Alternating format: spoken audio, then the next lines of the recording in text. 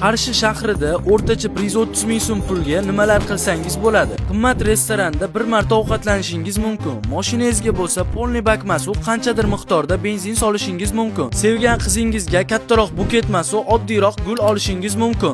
Keling, kundalik hayotingizda shu va shunga o'xshash xarajatlarni biroz qisqartirib, hayotingizdagi eng katta orzularingizdan biriga erishishingiz mumkinligini ko'rsataman. Siz har kuni shu va shunga o'xshash ortiqcha ishlatadigan o'sha 130 ming so'm pulni yig'ib, Qarshi shahrida aeroport yonida joylashgan Muborak Development kompaniyasidan tayyor ta'mirlangan xonadonni xarid qilishingiz mumkin. Qanday qilib deysizmi? Shartlari juda oddiy. Birgina pasport evaziga boshlang'ich to'lovsiz 60 oy muddatga. Bu hali hammasi emas. Yil oxirigacha xonadon xarid qilgan barcha mijozlarimizga 100% maishiy texnikalarni qo'shib beramiz. Xonadonlar 2026-yil oxirigacha bitkazilib, kaliti sizga topshiriladi. Xullas, vaqtincha zavq beradigan keraksiz xarajatlarni qisqartirib, kelajakda oilamizga farovonlik olib keladigan orzuyimizga erishishimiz mumkin. Siz fikrimga qo'shilasizmi? Albatta izohlarda yozib qoldiring.